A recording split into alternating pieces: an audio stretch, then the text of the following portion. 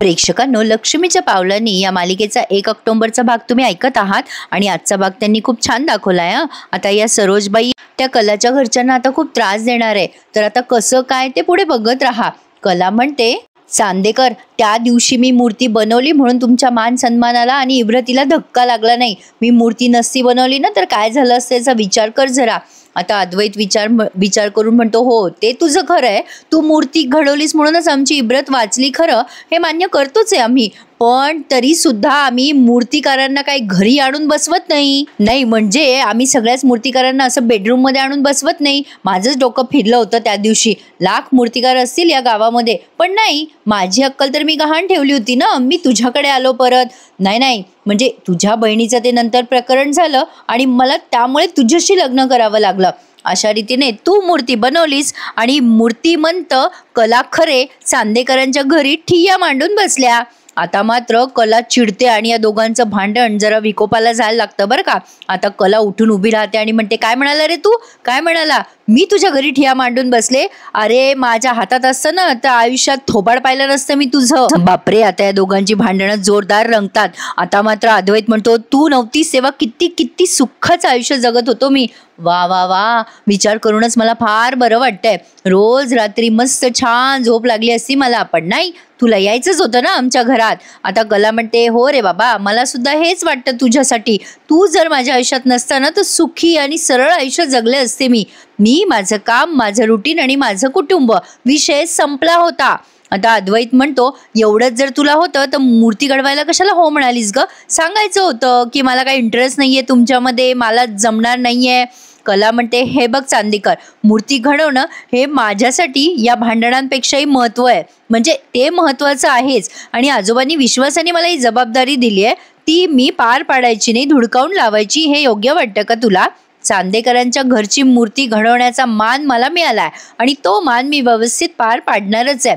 आणि हो, हे बोलून बोलून तू जे सारखे माझे अपमान करतोयस ना, त्याचा बदला बघ मी कशी घेते ते. आता अद्वैत म्हणतो, जा ग जा, मला काही फरक पडत नाही, गुड नाईट. कला आता झोपी जाते, पण झोपताना ती विचार करते, आजोबांनी एवढ्या विश्वासाने माझ्यावर मूर्ती बनवायची जबाबदारी दिली आहे. यावर्षी मी इतकं छान काहीतरी करणार आहे ना की त्यामुळे चांदेकरांच्या या मान सन्मानामध्ये आणखीन भर पडेल. लोक लांबून लांबून येऊन आशीर्वाद देतील चांदेकरांना. म्हणजे कलाच्या मनात बघा किती छान छान प्लॅनिंग आहेत. पण अद्वैत मात्र सतत तिच्याबद्दल गैरसमज करून घेतो. पण आता इकडे नाही ना, काजू बदाम मस्त हणत असते दाबून. पण आता तेवढ्यात ती रोहिणी आली आहे तिथे आणि ती म्हणते, चला आणखीन एक सण आलाय, म्हणजे आता कलाची दगदग होणार आणि तिच्या 100 ग्रॅम कामाचं 100 किलो कौतुक होणार.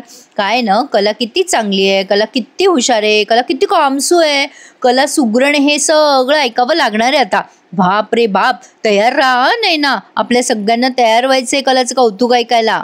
नैना म्हणते, म्हणजे काय बोलताय तुम्ही मॉम इन लॉ? आता ही रोहिणी म्हणते, तराजू असतं ना, तराजूचे 2 पारडे असतात, एका बाजूत तू आणि दुसऱ्या बाजूत ती कला. आता सणवार आलेत म्हणजे कला त्यांच्या सगळ्यांच्या पुढे पुढे करणार. आता डॅड इम्प्रेस होणार आणि तिची वावा होणार, तिचं कौतुक होणार.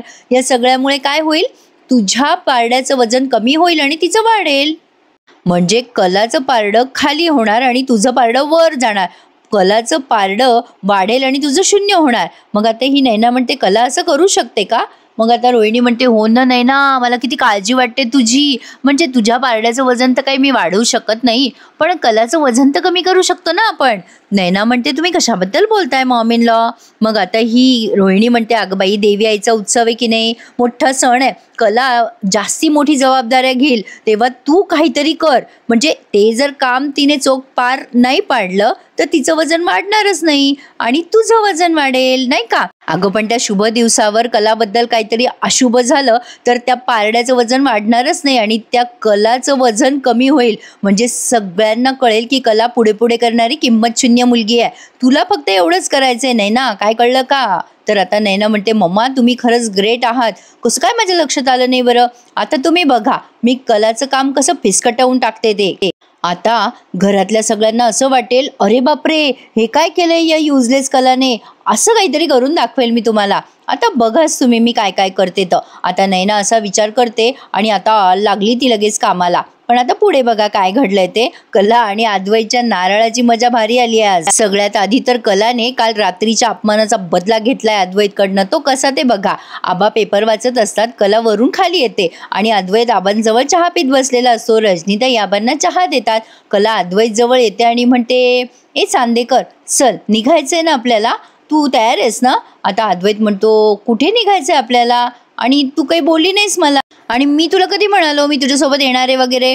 आता कला म्हणते, अरे असं काय करतोस चांदेकर, आपलं बोलणं नव्हतं झालं का काल रात्री? अरे मूर्ती बनवण्यासाठी माणसं येणार आहेत सामान सुमान घेऊन, तर तू माझ्या मदतीला येणार होतास ना.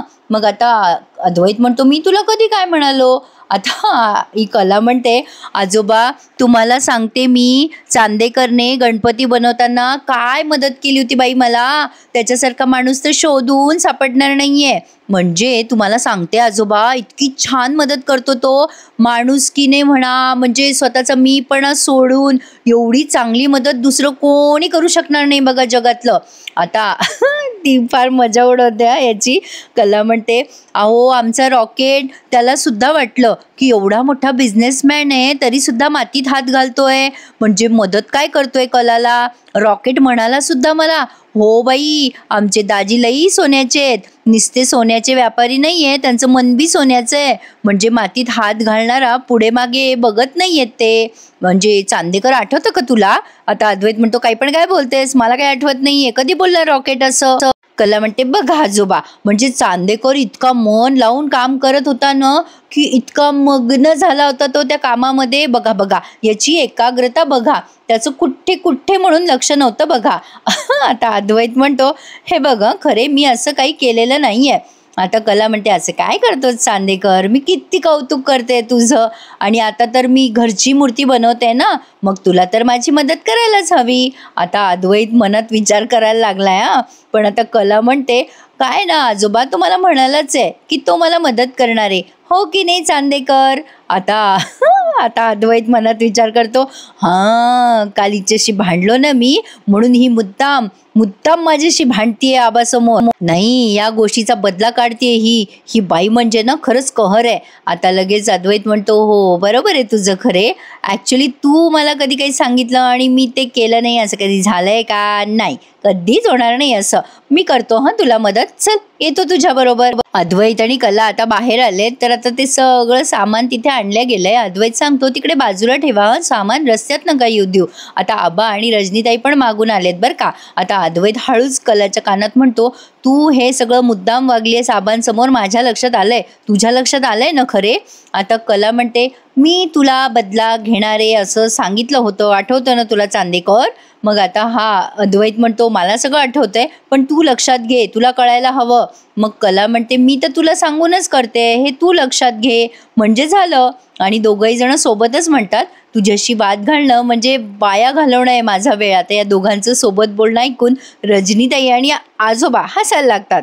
आजोबा मनात विचार करतात, देवी आई, मागच्या वर्षीचा तो दिवस यांच्या आयुष्यात आला आणि दोघांच्या आयुष्याचं सोनं झालं. आता तू पुण्यांदा या घरात येणार आहेस देवी आई, तेव्हा या दोघांच्या संसाराची घडी तू पुन्हा एकदा चांगली ठेव म्हणजे झालं. आता तुझ्याच हातात आहे ग मायबाई सगळं. तर आपण पुढच्या सीन मध्ये बघतोय की ही कला ते नारळ फोडायचा केविलवाणा प्रयत्न करत असते. तिच्या हाताने काही ते नारळ फुटे ना, तिने खलबत्त्याचं ते वरची म्हणजे हे घेतली दांडी आणि त्या नारळावर मारत असते, पण ते नारळ तिच्या हातातनं निष्ठत असतं, त्यामुळे कलाची जरा फजिती होत असते आणि ते नारळ सारखं खाली पडत असतं. पण आता अद्वैत ते नारळ खाली पडताना बघतो आणि मोठ्याने हसतो आणि म्हणतो, वा वा वा, काय फनी फॉरवर्डेड मेसेजेस असतात ना आजकालचे, काय कल्पना असते भन्नाट लोकांची. आता कलाला येतो राग, अद्वैत फिदी फिदी हसतोय तिच्यावर असं तिला वाटायला लागतं आणि म्हणून ती तन तन तन करून स्वयंपाकघरातून त्याच्या समोर येते आणि नारळ आणि ते हातामध्ये घेऊन येते खलबत्ता, आणि मग आता अद्वैत समोर ते नारळ अशी पुढे करते आणि म्हणते मग अद्वैत म्हणतो, ची भाषा कळत नाही मला, हे असं कोड लँग्वेजेसचं माझं शिक्षण झालेलं नाहीये, जे काही असेल ना ते तोंडाने बोल खरे. कला म्हणते, तू माझ्याकडे बघून हसत होतास ना आता चांदेकर? आता अद्वैत म्हणतो, मी छे कशाला हसू मी तुझ्याकडे बघून? आता कला म्हणते, हो माझं लक्ष होतं स्वयंपाकघरातून. आता अद्वैत म्हणतो, छे छे, अगं मी तुला नव्हतं हसत, मी या नारळाला हसत होतो. आता कला म्हणते, अरे वा, तुझं नुसतं लक्षच नाही तर लक्ष पण ठरलेलं आहे. वा वा वा, हुशार आहेस हं चांदेकर, हे घे. आता अद्वैत म्हणतो, मला श्रीफळ देतेस का? आता कला म्हणते, नाही, मी तुला नारळ देतीये. अद्वैत तिच्याकडे बघतच राहतो. आता कला म्हणते, बघतोयस काय माझ्याकडे? तू बघितलंस ना किचनमध्ये मला नारळ फोडता येत नव्हतं, चल फोड बरं हे नारळ आता. आता अद्वैत म्हणतो, अगं तुझ्याकडे कशाला बघू, मी नारळाकडे बघत होतो, त्यात काय एवढं, मला काय माहिती तू काय करत होतीस त्याचं. मी आपलं आपलं माझं मोबाईलमध्ये फनी फॉरवर्डेड मेसेजेस बघत होतो. काय आहे ना, तुला एक जोक सांगतो, ऐक हं. एक नवरा बायको असतात हं. बायको येते नवऱ्याकडे आणि म्हणते, मला जरा नारळ फोडून द्याल का? नवरा म्हणतो, हो देईल की, पण माझ्या प्रश्नाचं आधी उत्तर दे. आता नवरा म्हणतो, 4 नारळं आहेत आणि त्यातली 3 फोडली आणि किती राहिली सांग बरं. बायको म्हणते, 1 राहिलं की. नवरा म्हणतो, चुकलीस. नारळ फोडल्यानंतर नारळ नारळच राहणार ना, त्याचा काही फणस होणार आहे का? असा फालतू पीजे तो तिला मारतो आणि मोठ्याने स्वतःच हसायला लागतो. कला आता खूप वैतागते हा त्याच्या. बरं एवढं बोलतो तर बोलतो आणि पुन्हा वरून म्हणतो कसा, नाही बायकांना फक्त नारळच फोडता येत नाही, तर आजकालच्या बायकांना अजिबातच नारळ फोडता येत नाही. काय आहे ना, डोकंच वापरत नाही ना बायका कधी कधी. ये जरा जादा हो गया अद्वैत का. आता कला याचा पुरेपूर बदला घेते. कधी कधी असं वाटतं हे दोघं बरोबर नगास न घेता प्रेक्षकांनो मजा येते या दोघांची जुगलबंदी बघायला. आता कला त्याला म्हणते, झालं का तुझं बडबड करून? तुझा हा जोक होता का? मला अजिबात हसायला आलेलं नाहीये आणि तुझं हे टाइमपास करणं झालं असेल तर मला नारळ फोडून दे. आता अद्वैत म्हणतो, हा खरे नारळ फोडता येत नाही तुला? असं काय करतेस तू? माझ्या गाडीला डेंट मारला, तुला नारळाला डेंट मारता येत नाही? ते काय तुझ्यासाठी कठीण आहे का? काय खरे, किचन मधली सगळी कामं करते ना तू, मग नारळ फोडता येत नाही तुला? आता कला म्हणते, आता मला काय येतं आणि काय नाही याची परीक्षा घ्यायची आहे का तुला? मी तुझ्याशी सरळ बोलते हा चांदेकर, तू मला सरळ उत्तर दे, हो किंवा नाही म्हण बरं आधी. उगाच टीका करत बसू नको बसल्या ठिकाणी. आता अद्वैत म्हणतो, काय कटकट आहे तुझी, मी बसलोय ना इथे काम करत. तुला नारळ फोडायचं असेल तर तू घरात सांग ना कोणालाही. रघु आहे, अनंत आहे, अंजू आहे, माझ्या मागे कशाला लागली आहेस? मला माहिती आहे मी हसत होतो, आनंदात होतो, तुला बघवलं गेलं नाही म्हणून तू मला डिस्टर्ब करायला आलीस. बरं आलीच आहेस तर माझ्या प्रश्नाचं उत्तर मला दे. आता कला म्हणते, अरे बाबा तुला कशाहूनही प्रश्न पडतात का रे? आता अद्वैत म्हणतो, नाही कला खरे आहात तुम्ही, सर्व गुण संपन्न, जगातली सगळी कामे तुम्हाला करता येतात असं तुमचा क्लेम असतो ना. तुम्हाला साधा नारळ फोडता येत नाही का कला मॅडम? आता कला म्हणते, नसेल फोडायचं तर नको फोडू, माझं मी फोडून घेईल, उघड डोकं खाऊ नकोस. आता अद्वैत म्हणतो, हे तर मला आधी सुचायला हवं होतं. अरे च्छा, तुझ्या डोक्यात फोडू का नारळ? अरे मला हे सुचलंच नाही. फोडू नाही, माझं काम करू दे, मला खरे, उगा माझं डोकं नको फिरो. आता कला म्हणते, मी नाही फिरवला तुझं डोकं, जोक वाचतोय म्हणून हसत होतास ना, तेव्हाच कळलं मला माझ्याकडे बघून हसतोय. मगाशीच माझ्या डोक्यात पण कल्पना आली बरं का चांदेकर, की तुझ्या डोक्यातही नारळ फोडून बघावा, करू का, ट्राय करू? आता लगेच अद्वैत म्हणतो, करेक्ट आहे तुझं. नाही, हा जो तुझा राग आहे ना नाकावरचा, तो नारळावर काढ आणि फोडते नारळ. आता तेवढ्यात येतात आजोबा आणि आता हा लगेच म्हणत असतो, माझ्या मागे कटकट नको करूस. पण आता आजोबांना बघतो आणि ताडकन उभा राहतो आणि म्हणतो, अगो खरे असं काय करतेस तू, किती कामं करतेस तू एकटी दुकटी. नाही, आता नारळ फोडताना हाताला तुझ्या लागलं बिगलं तर देवी आईची मूर्ती घडवायची आहे ना तुला. चल मी आहे ना, मी येतो तुझ्यासोबत, तुला नारळ फोडून देतो, चल बरं. आता आजोबा ते ऐकतात आणि म्हणतात, अरे वा, आज जोडीने स्वयंपाक करणारे वाटतं. आता ही कला त्याच्याकडे बघतच राहते आणि मग कला मागे वळून बघते तेव्हा लक्षात येतं तिच्या की मागे आजोबा उभे आहेत. आता कला मनात काय विचार करत असेल ते तुम्हीच मला इमॅजिन करून सांगा. आता आजोबा म्हणतात, वा अद्वैत, बायकोला मदत करणं हे चांगलं असतं बरं का बाबा. अद्वैत आता हसतो आणि कलाकडे बघतो. आता कला विचार करते, असला चॅप्टर आहे ना हा माणूस पक्का आतल्या गाठीचा आहे. आजोबा आल्या लगेच पलटी मारली याने. आता लगेच अद्वैत म्हणतो, चल कला, मी तुला ते नारळ फोडून देतो. आता आजोबांना म्हणतो की काय ना आबा, किती काम करते एकटी ही बिचारी, कोणी लक्ष देत नाही हिच्याकडे. नाही म्हणजे किती मनापासून सगळ्यांची काळजी घेत असते ही दिवसभर.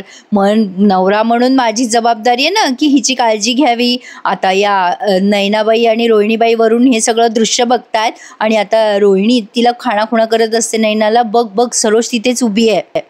कला म्हणते, बस रे चांदेकर, किती कौतुक करशील, झेपत नाही रे मला.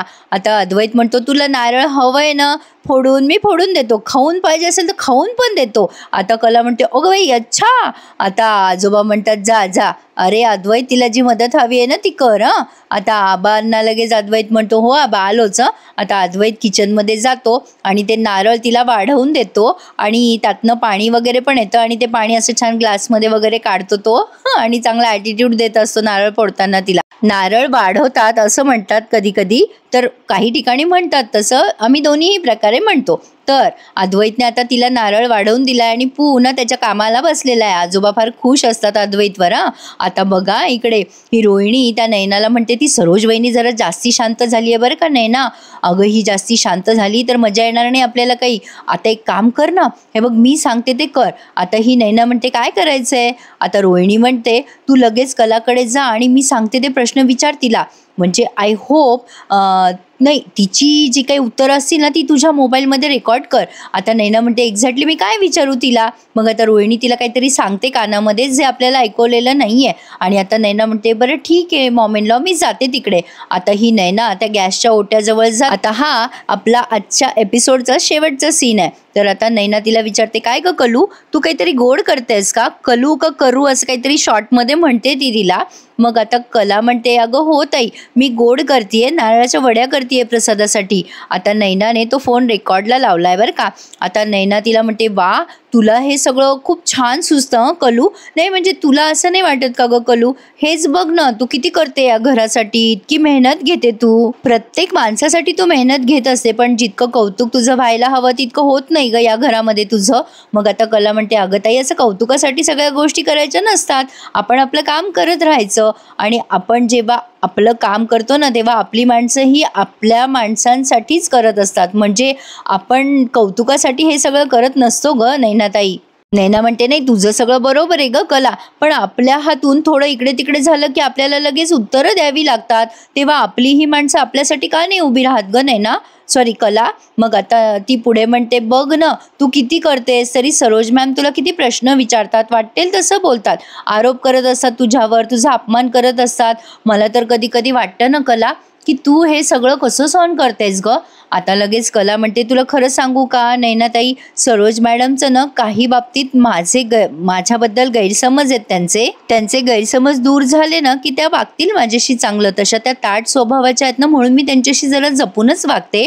आता नैना तिचं हे सगळं बोलणं रेकॉर्ड करतीये. मग आता कला म्हणते त्यांचं बोलणं मी जास्ती मनाला लावून घेत नाही ग ताई आणि जास्तीत जास्त चांगलं वागायचा प्रयत्न करत असते. मग आता नैना म्हणते तुझं बरोबर आहे ग, पण सतत एखाद्याचं बोलणं असं मनाला लावून न घेणं तुला कसं जमतं ग. कला तिला म्हणते आपल्या माणसाला आपण आपलं मानलं ना की सगळं जमतं. आणि तसं सुद्धा सरोज मॅडमनी गाय मारली तर मी वासरू मारायचं असं गरजेचं नसतं. शेवटी कुठल्याही आईला आपलं मूल जास्ती महत्त्वाचं असतं आणि त्या हे सगळं चांदेकरसाठीच करतायत ना. आता त्यांच्या मनाविरुद्ध एखादी गोष्ट झाली तर नाही सहन होत त्यांना, म्हणजे चांदेकरच्या मनाविरुद्ध. आता ती कला पुढे म्हणते त्यांचा राग पण ह्याच कारणासाठी आहे आणि मी हे त्यांना समजून घेऊ शकते.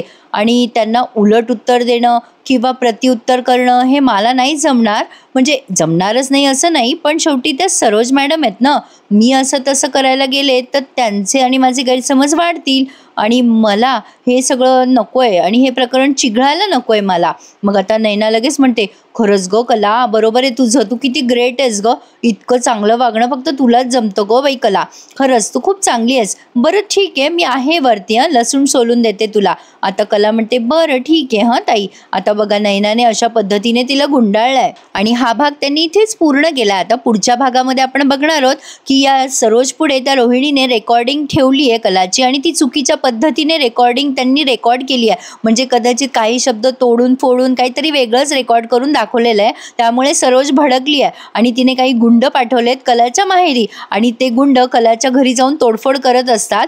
आता प्रेक्षकांनो नेमकं अद्वैत आलाय तिथे हे सगळं प्रकरण निपटवायला आणि तो आता त्या कलाच्या वडिलांना म्हणतो काय ना तुम्ही कर्जाचा आगाऊ हप्ता दिला असं म्हटले ते, आणि त्यांच्याकडनं काही प्रॉब्लेम नाहीये, पण मग तुमच्या घरी तोडफोड करणारी माणसं ही दुसरीच आहेत, कारण त्यांनी कुठलीच माणसं तुमच्या घरी हप्ता घेण्यासाठी पाठवली नाहीयेत. कोणाची माणसं आहेत मग ही? सरोज आणि कला या दोघींमधले असलेले गैरसमज त्यांनी लवकरात लवकर दूर करावे. छान वाटेल या सासा-सुना एकत्र येऊन काम करतील तर.